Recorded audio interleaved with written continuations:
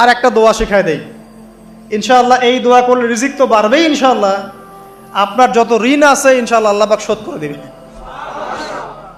বিশ্বাস করলেন না? এই দোয়া শিখাই দিচ্ছি, এজন্য আমাকে হাদিয়া দেওয়া দরকার, স্পেশালি আমাকে এখন হাদিয়া দেওয়া দরকার। একটা গুরুত্বপূর্ণ দোয়া শিখাই দিচ্ছি। আলী রাদিয়াল্লাহু আনহু বলেছেন, কোনো ব্যক্তির যদি পাহাড়ের সমানও ঋণ থাকে, এই দোয়া যদি আমল করে আল্লাহ পাক ওই ঋণও শোধ করে দিবেন ইনশাআল্লাহ। ঋণ কেমন জানেন? ওই যে এখন মানুষ ঋণ নিচ্ছে 1 কোটি টাকা ব্যাংক থেকে, 2 কোটি টাকা ব্যাংক থেকে, হ্যাঁ, কত বছর, 10 বছরের জন্য, 20 বছরের জন্য বাড়ি করছে, তাই না? তার ধারণা এমন যে সে মারা গেলে তার ঋণটা কেউ না কেউ শোধ করে দিবে, তাই তো? আর আল্লাহর রসুল কি বলছেন দেখেন, একজন মারা গেছেন, নবী সাল্লাল্লাহু আলাইহি সাল্লামের সময় একজন মারা গেছেন। তো নবী করিম সাল্লাল্লাহু আলাইহি সাল্লাম বলছেন, এই ব্যক্তির কি কোনো ঋণ আছে? একজন সাহাবী বলেন, হ্যাঁ ইয়া রাসূলুল্লাহ, তো ঋণ আছে। নবীজি বললেন, তোমরা ওর জানাজা পড়ো, আমাকে ডেকো না। তোমরা ওর জানাজা পড়ে নাও, আমি জানাজা পড়তে চাচ্ছি না। আমি এখন কেমন করে আপনাকে বুঝাবো ঋণ কত ভয়ঙ্কর জিনিস। আপনি যে ব্যাংক থেকে 3-4 কোটি টাকার লোন নিয়ে রাখছেন, লাখ লাখ টাকা লোন নিয়ে বসে আছেন, দিব্যি সুখে বসে আছেন, এমন চিন্তায় যে আপনার মৌত হবে না। আর নবী সাল্লাল্লাহু আলাইহি ওয়াসাল্লামের সময়ে একজন মারা যাচ্ছেন, তিনি বলছেন তোমরা জানাজা পড়ে নাও, আমি জানাজা পড়তে চাচ্ছি না। মানে ঋণগ্রস্ত ব্যক্তির জানাজাও তিনি পড়তেন না।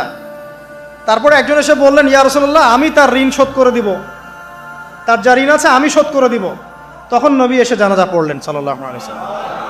তা আপনার এই কোটি কোটি টাকা ঋণ শোধ করার লোক তো রেডি আছে নাকি? আছে না?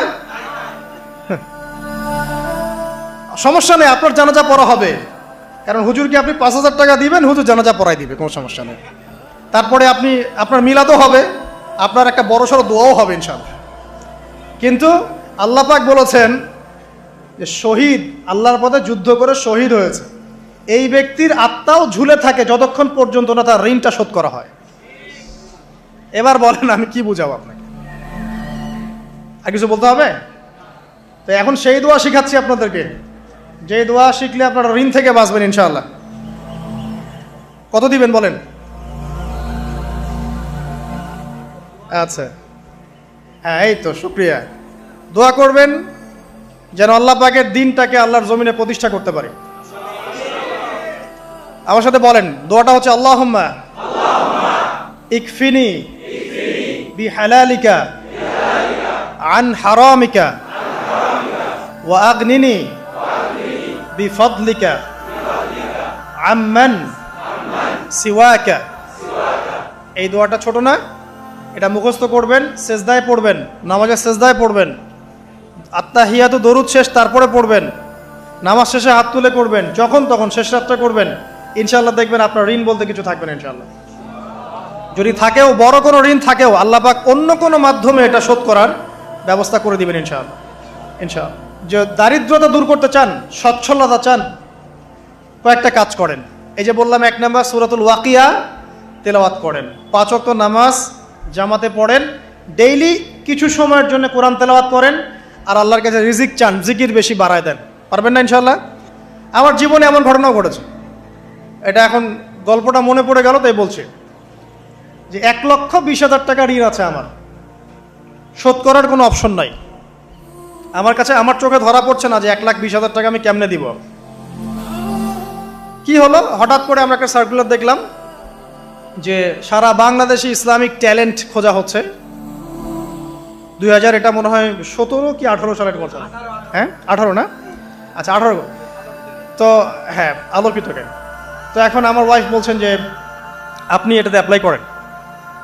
তো আমি অ্যাপ্লাই করবো, এটা তো আলেম ওলামাদের প্ল্যাটফর্ম, আমি এখানে জেনারেল থেকে আসা মানুষ কেমন করে কি। তো সে বলছেন না, আপনি পারবেন ইনশাআল্লাহ, আপনি পড়াশোনা করেন, ইনশাআল্লাহ পারবেন। তো আমি দেখছি আগে প্রাইস কি আছে, কষ্ট তো করবো, আগে দেখি পুরস্কারটা কি। তো পুরস্কারটা দেখছি যে একটা ওমরা করাবে। ওমরা করা তো যে কারোর জন্য একটা মানে স্বপ্নের ব্যাপার না, ওমরা করা তো সবাই আমরা খুব পছন্দ করি। আল্লাহ পাক আমাদেরকে বেশি বেশি ওমরা করার তৌফিক দেখ। আর লেখা আছে যে ফার্স্ট প্রাইজ 3 লাখ টাকা, second prize 2 lakh, third prize হচ্ছে 1 লাখ টাকা। তো সেটা আচ্ছা ঠিক আছে। তখন আমি একটা জবও করি, আমি কিন্তু চাকরিও করেছি এক সময়। তো এখন জব ছেড়ে দিলাম, জবে থাকলে আমার এখন পড়াশোনা হবে না। তারপর টানা 4 কি 5 মাস দৈনিক 10 থেকে 12 ঘন্টা করে পড়েছি। টানা 4 থেকে 5 মাস দৈনিক 10 থেকে 12 ঘন্টা, নাওয়া খাওয়া সব ওখানেই। আর যতটা সহজ মনে করছেন আসলে কিন্তু প্রতিযোগিতা অত সহজ নয়। আসলে যে কোনো জায়গা থেকে প্রশ্ন আসতে পারে, আকিদা, সিরাত, ইতিহাস, এটা ওইটা অনেক টপিক, প্রায় 36টা বিভাগ আছে। তো আলহামদুলিল্লাহ কীভাবে জানি আস্তে আস্তে উঠতে পারলাম। গিয়ে দেখলাম যে হ্যাঁ, টিভি রাউন্ডে চলে গেছি। আমি তেমন কিছুই করি নাই, আমি শুধু পরিশ্রম করেছি, আল্লাহর কাছে বেশি থেকে বেশি দোয়া করেছি যে আল্লাহ আমার ঋণ আছে, ঋণ শোধ করতে হবে একটা। এবং আমি চাচ্ছি যে এই প্রোগ্রামের মধ্য দিয়ে দিনের একটা বড় সার্কেল পাওয়া যায়, দিনী প্ল্যাটফর্ম পাওয়া যায়। তো আলহামদুলিল্লাহ আল্লাহ পাকের ইচ্ছায় সেখানে একটা ভালো রেজাল্ট হলো এবং সেখানে ওমরাও করা হলো আলহামদুলিল্লাহ। এবং ক্যাশ তারা খুব তাড়াতাড়ি দিয়ে দিয়েছে। আমি পুরো ক্যাশটা আগে পেয়েই আগে ঋণটা শোধ। এখন এই সময় কিন্তু আমি দোয়াটা করেছি, আল্লাহুম্মা কফিনি বিহালালিকা আন হারামিক ওয়া আগনিনি বিফদলিকা আম্মান সিওয়াক। দেখেন, আমি কিন্তু জানতামও না এমন কোনো প্রতিযোগিতা হবে, আমি সেখানে পার্টিসিপেট করব, ওই ওসিলায় ওমরা করব, ওই ওসিলায় আবার ঋণও শোধ হবে, আমার কিন্তু মাথায় ছিল না। এটাই হচ্ছে আল্লাহ পাকের সেই আয়াত, ওয়া মান ইয়াত্তাকিল্লাহ ইয়াজআল লাহু মাখরাজা। আল্লাহ পাককে যে ভয় করবে আল্লাহ পাক তার জন্য রাস্তা খুলে দিবেন ইনশাআল্লাহ। ওয়া ইয়ারযুকুহু মিন হাইসু লা ইয়াহতাসিব, এবং এমন উৎস থেকে আল্লাহ পাক রিজিক দিবেন যেটা সে কল্পনাও করতে পারে না। এটা আল্লাহ পাক তাওয়াক্কুল রাখেন। জাস্ট ওই ইসমাঈল আলাইহিস সালামের মায়ের মতো হাজরা আলাইহিস সালাম ইব্রাহিম আলাইহিস সালামকে বলছেন, আপনি আমাকে এখানে ছেড়ে যাচ্ছেন কি জন্যে? ইব্রাহিম বলছেন আল্লাহর আদেশে। তখন তিনি বলছেন তাহলে আল্লাহ আমাকে ফেলে দিবেন ইনশাআল্লাহ। সেই মায়ের গর্ভ থেকে ইসমাইলের মতো সন্তানের জন্ম হলো, যেই সন্তানকে বাবা বলছে যে আমি তোমাকে জবাই করছি, স্বপ্নে দেখেছি, ফানজুর মাযা তারা, তোমার রায় কি? সে বলছে ইয়া আবাতি ফাআল মা তুমার, আপনাকে যে আদেশ করা হয়েছে আপনি সেটাই করেন। সাতাজিদুনি ইনশাআল্লাহু মিনাস সাবিরিন, ইনশাআল্লাহ আপনি আমাকে ধৈর্যশীল পাবেন। দেখেন কোন মায়ের গর্ভ থেকে কোন সন্তান। তাকে কি বাবা মানুষ করেছিলেন? না, তাকে তার মা মানুষ করেছেন।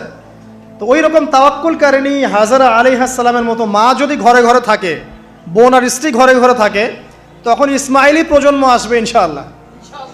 আর আমাদের মতো এই যে এখন দেখছেন না কি হচ্ছে, মারামারি, কাপড় খোলা, কাপড় ছোট, ব্লাউজ সারা সারি, কি চলছে মাশাআল্লাহ। মানে কি যে চলছে ভাই জগতে এখন, বলতেও গা গিনগিন করে, ভাবতেও গা গিনগিন করে।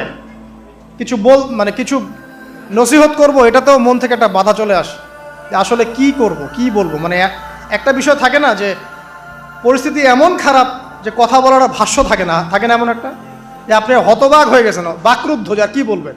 এখন এই বাকরুদ্ধ হওয়ার সময় চলতেছে, বাকরুদ্ধ হওয়ার সময়, মানে বলার আর কি নাই, কিছু নাই, কি বলবেন।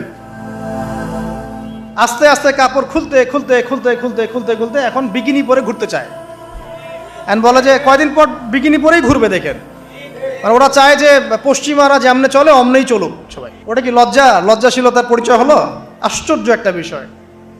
মানুষকে দেখেন, মেয়েরা কলেজে পড়তে গিয়ে মেয়েরা কি করতেছে এখন দেখেন, কলেজে পড়তে গিয়ে মেয়েরা কি করতেছে দেখেন। আর আপনি আপনার মেয়েকে কলেজে ওখানে পড়তে পাঠাচ্ছেন, ওখানে হোস্টেলে রাখছেন, যেখানে একটা মেয়েকে নবী সাল্লাল্লাহু আলাইহি ওয়াসাল্লাম মাহরাম ছাড়া সফর করতে নিষেধ করছেন, সেখানে আপনি আপনার মেয়েকে কোন শিক্ষায় শিক্ষিত করার জন্য রাতের পর রাত সেখানে কাটাচ্ছেন? আর তারা নিজেরাই বলছে যে মেয়েদেরকে ফোর্সফুলি যৌন কাজে বাধ্য করা হচ্ছে। মানে ইজ্জত চলে যায়, যাক ভাই আমার সার্টিফিকেট চাই, বিষয়টার নাকি ইজ্জত যাক, কতজন আমার সাথে কি করে করুক, বাট আমার একটা সার্টিফিকেট চাই, একটা অনার্সের একটা মাস্টার্সের সার্টিফিকেট চাই। এটা দিয়ে আমি বিসিএস ক্যাডার হব, এটা দিয়ে আমি প্রাইমারি স্কুলের টিচার হব, এটা দিয়ে আমি জাতি গঠন করবো নাকি। পরে এরাই তো আপনার ঘরে বউ হিসেবে আসবে, মানে আপনার কি অবস্থা হবে চিন্তা করেন এখন। তা আমরা আসলে ভাই কোথায় আছি এখন? আল্লাহ পাক আমাদেরকে বোধোদয় দান করুক, দোয়া করি। তবে একটা হাদিস না বললে আমি এখান থেকে সরতে পারতেছি না। এই কথাই নবী সাল্লাল্লাহু আলাইহি ওয়াসাল্লাম বলেছেন, হুবাহু এই কথাই, একদম এটাই, যে ফিতনা ধেয়ে আসছে, লা ইলাহা ইল্লাল্লাহ, ফিতনা ধেয়ে আসছে। তার স্ত্রী জাইনাব বিনতে জাহাশ তিনি বলছেন, ইয়া রাসূলুল্লাহ সাল্লাল্লাহু আলাইহি ওয়াসাল্লাম, আনুহলিকু ওয়া ফিনা সালিহুন, আমাদের মধ্যে সৎ মানুষগুলো থাকা সত্ত্বেও কি আমরা ধ্বংস হয়ে যাব? সুন্দর প্রশ্ন না? নবীজি বলছেন, নাম, তোমরা ধ্বংস হয়ে যাবে। ইদা কাসুরাতিল খাবাস, যখন এরকম নগ্নতা, বেহায়াপনা, অশ্লীলতা ছড়িয়ে পড়বে, তখন সৎ অসৎ, আলেম জালেম সব ধ্বংস হয়ে যাবে। জাতি গঠন করবেন, সব ধ্বংস। আল্লাহ পাকের গজব সময়ের ব্যাপার মাত্র। আল্লাহ পাক শুধু আসমানি বালাই দেন না, জমিনি বালাও দিতে পারেন। আল্লাহ পাক মুসলিমে ফাসাদ লাগিয়ে দিতে পারেন। আল্লাহ পাক বহিঃশত্রুকে আপনার উপর চাপিয়ে দিতে পারেন। আল্লাহ পাক দুর্ভিক্ষ দিতে পারেন। আল্লাহ পাক মহামারী দিতে পারেন। আল্লাহ পাক কুন বললে ফায়াকুন হতে পারে। সে আল্লাহকে ভুলে গিয়ে এইসব প্রগতিশীলতার নামে যখন নগ্নতার চর্চা হচ্ছে, অশ্লীলতার চর্চা হচ্ছে, আর আমরা এগুলো সব মুখ বুঝে সহ্য করছি, মাদক, পর্ন, জেনা, ব্যভিচার সব চলছে চোখের সামনে, আমরা কিচ্ছু বলার নাই, সুদ ঘুষ সব চলছে। এটা সময়ের ব্যাপার যে আল্লাহ পাকের গজব কখন আসবে। আর যখন আসবে, আলেম জালেম কাউরে ছাড়বে না ইনশাআল্লাহ। আমারে আপনারে কাউরে ছাড়বে না ইনশাআল্লাহ, দেখে নিয়ে। আরেকটা কথা নবীজি বলছেন, দুই শ্রেণীর মানুষ আসবে কিয়ামতের আগে আগে, আমি দেখি নাই। তখন সাহাবীরা বলছেন, কারা ইয়া রাসূলুল্লাহ? একজন বলছেন, এক শ্রেণী হচ্ছে এমন এক শ্রেণীর পুরুষ। কারা এরা? পুরুষ, যাদের হাতে লম্বা লম্বা লাঠি থাকবে, লাঠি, এই লাঠি দিয়ে তারা মানুষকে পিটাবে। কি আপনারা বুঝতে পারেন না কারা? আপনি নিজেও তার মধ্যে আছেন, আপনার ভাইও তার মধ্যে আছে।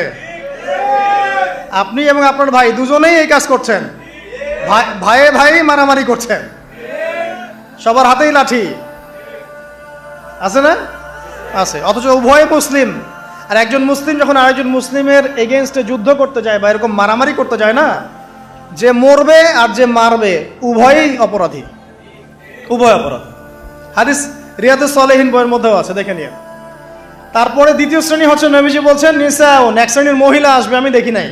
মানে ওই যুগে ছিল না, আইয়ামে জাহেলিয়াতের বর্বর যুগেও এরকম মেয়ে ছিল না। তার মানে বুঝতে পারছেন, আইয়ামে জাহেলিয়াতের যে যুগটাকে এখন বর্বর বলে না, বর্বর, সেকেলে, মধ্যযুগীয় এইসব কথা বলে না, ওই যুগেও এই মানুষগুলো ছিল না। তার মানে নবীজি বলছেন, আমি দেখিনি, লাম আরাহুমা, আমি ওদেরকে দেখি নাই। তারা কারা? নিসাউন, এক শ্রেণীর মহিলা, কাসিয়াতুন আরিয়া, যারা কাপড় পরবে বাট নগ্ন থাকবে, কাপড় পরবে কিন্তু নগ্ন থাকবে। মুমিলাত মাইলাত, নিজেও মানুষকে আকৃষ্ট করবে, আবার নিজে আকৃষ্টও হবে। তারা জান্নাতে যাবেও না, জান্নাতের গন্ধও পাবে না।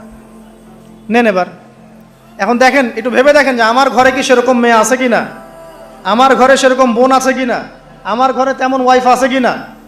এখন যদি আপনি আল্লাহ এবং তার রাসূলকে সর্বোচ্চ অগ্রাধিকার দেন, আল্লাহর ওয়াস্তে ওদেরকে ঠান্ডা মাথায় বোঝানোর চেষ্টা করেন, বোঝান যে তাদের ফাংশনটা কি, দুনিয়াতে ওদের ফাংশন কি, দুনিয়াতে মেয়েদের ফাংশনটা কি, একটা পরিবারে একটা মেয়ের ফাংশন কি, স্বামী স্ত্রীর সম্পর্কের মধ্যে মেয়ের ভূমিকা কি, স্ত্রীর ভূমিকা কি, এগুলোকে বুঝান। তবে হ্যাঁ, এক শ্রেণীকে আপনি বুঝিয়ে কুল পাবেন না, পরিস্থিতি বোঝেন। পরিস্থিতি বুঝলে আমাদের করণীয় বের হয়ে আসবে। করণীয় আমি অনেক দিন বলেছি, জ্ঞান অর্জনের কোনো বিকল্প নাই, জ্ঞান অনুযায়ী আমলের কোনো বিকল্প নাই, আদর্শ পরিবার গড়ার কোনো বিকল্প নাই, পরিবারে মেয়েদেরকে পর্দায় রাখার কোনো বিকল্প আছে? নাই। এমনকি আমাদের ছোট ছোট ছেলে মেয়ে যারা এখন জন্ম নিয়েছে, এদেরকেও ছোটবেলা থেকেই ইসলামের অনুশাসন দিতে হবে, না হলে বড় হয়ে বিগড়ে যাবে। এরা বিগড়াবে না? চতুর্দিকে ফিতনা, এরা তো বিগড়ে যাবেই। হালাল রিজিকের কোনো বিকল্প নাই। দ্বীনের জ্ঞান অর্জন করে দ্বীনী মানুষদের সাথে থাকার কোনো বিকল্প নাই। একা একা থাকতে যাবেন না, দ্বীনের বুঝ আছে এমন মানুষদের সাথে থাকবেন, একসাথে থাকবেন। যেখানেই থাকেন, যে নামেই হোক, একসাথে থাকেন, যে নামেই হোক। ইসলামে তো অনেক দলাদলি আছে না? আচ্ছা হোক, এটা নিয়ে এখন কথা বলার দরকার নাই।